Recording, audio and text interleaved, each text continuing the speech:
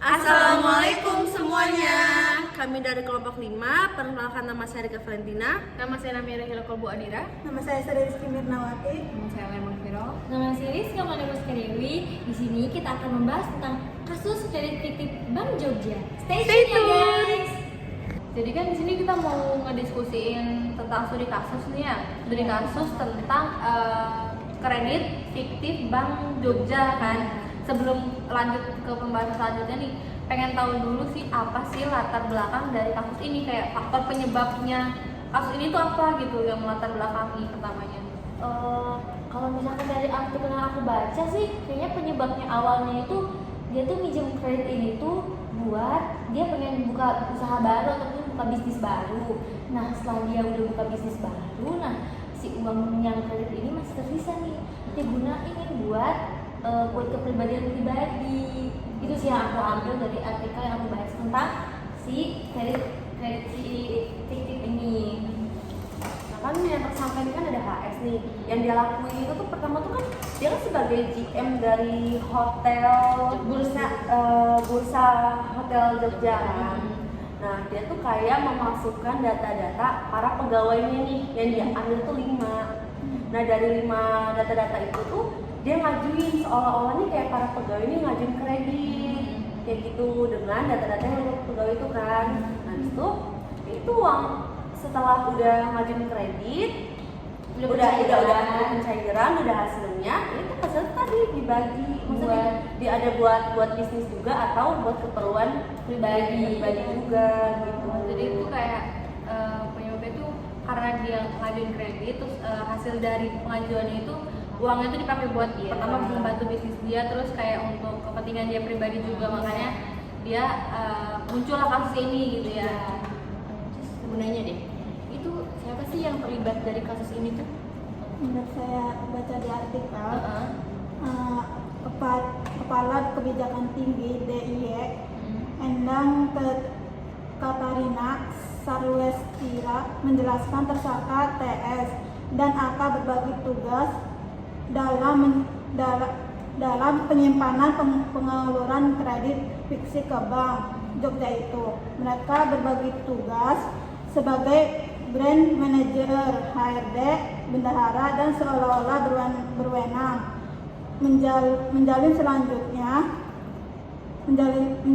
kerjasama dengan Bank Jogja.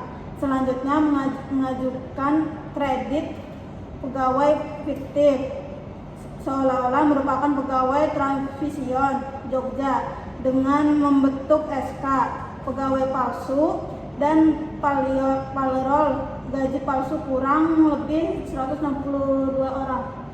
Oh jadi itu emang si GM sama si bank ini udah ada kerjasama ya, buat ngajuin kredit. Jadi itu si pihak bank juga sebenarnya udah tahu kalau ini cuma bohongan doang, fiktif. Makanya mungkin yang nyelidikin juga bisa jadi bank tersebut ya, karena dia udah tahu apa sih kayak pertamanya gitu loh, kayak dia nih cuma mau mengajukan kreditnya kredit fiktif gitu loh, nggak serius untuk mengajukannya gitu. Nah soalnya kan kreditnya juga jadi kredit macet Iya, karena cuma bohongan doang gitu, kredit fiktif. Mungkin kenapa kayak bisa kasus ini bisa terangkat, mungkin karena kredit macet yang tersebut tadi nggak sih, karena dia memasukkan data pegawainya, terus kreditnya macet. Nah mungkin dari pihak bank akan ini gak sih kayak ada tindakan buat ini kan identitas mereka berlima kan. Nah berarti pihak bank akan menghubungi mereka berlima, nah makanya kasus ini pun diangkat. Nah mungkin itu asal mulanya kenapa kasus ini tuh diangkat, ya nggak? Iya. Terus ada lagi mau ini nggak pembahasan atau nanya Kayak mungkin ini gak sih, kalau misalkan hasil dari penyelidikan tadi itu kan si HS ini dijatuhin hukuman atau hukuman itu berapa lama sama pasalnya gak sih? Iya. Sekaligus penyelesaian dari si kasus ini kayak gimana? Jadi itu kan ada artikel nih yang jelasin adapun pasal yang disangkutkan atau nggak dikasih gitu tuh, kayak yang pertama tuh pasal 2 ayat 1, pasal 18 UU nomor 31 tahun 1999. tentang pemberantasan tindak pidana korupsi yang telah diubah dan ditambah dengan Undang-Undang Nomor 20 Tahun 2001 tentang perubahan atas Undang-Undang Nomor 31 Tahun 1999 tentang pemberantasan tindak pidana korupsi. Jadi tuh dia ini dijatuhin pidana karena pertama menggelapkan dana, terus memalsukan data. Jadi makanya pasal yang terjerat itu cukup banyak gitu. Terus kayak Tidak lebih dari satu ya. Terus untuk kayak jatuh hukumannya itu 20 tahun ya? Iya. Kalau nggak salah Terus 20 tahun denda penjara, kerugian denda yang akan dia dapetin dari hasil dia kayak gitu berapa sih kira-kira? kalau nggak salah sih denda yang dibayarkan HS ini tuh 1,5 miliar ya. Tapi kalau kerugian dari trade fiktif ini berapa? Kerugian yang dia Banyak banget ya yang kayaknya, dia soalnya lakuin. dari artikel ini nyebutin sampai bertriliun, satu sekian triliun lah gitu. Itu kerugiannya ya. Nah itu makanya kenapa dia mungkin dapat pasal berlapis tuh karena yang dia lakuin tuh banyak kayak penggelapan dana, terus pemalsuan identitas, itu kan udah termasuk berlapis ya. Iya. Terus ada lagi nggak nih yang mau dibahas kira-kira? Apa ya? Udah kali terakhir ada yang mau dibahas nggak? Kesimpulannya Kesimpulan dari kasus ini kayak gimana? udah terpecah, udah kan udah tahu nih ya kayak alasannya kan alasannya Penyebabnya karena udah tahu. Iya. Terus juga hukumannya juga udah tahu, kerugian udah tahu, dendanya jatuh, orang-orangnya udah tahu, ya, siapa orang-orangnya. aja. Perusahaannya pun itu udah tahu yang terlibatnya.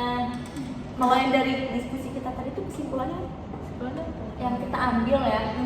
Yang dapat diambil gitu.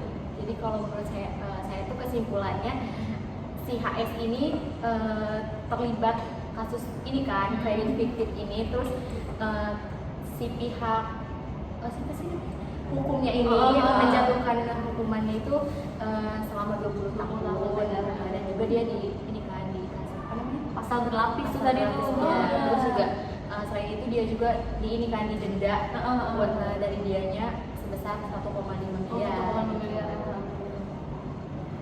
Ya jadi ya itu tadi kesimpulannya tuh dia bener-bener dia udah ditahan, bersalah, akhirnya dijatuhi hukuman dengan hukuman tadi disebutin 20 tahun penjara dengan pasal berlapis tadi yang dia udah disebutin ya tadi pasal-pasalnya dengan denda sebesar 1,5 miliar dan dia juga nggak nerima itu aja, dia juga nerima kerugiannya sebesar 1, sekian triliun lah gitu.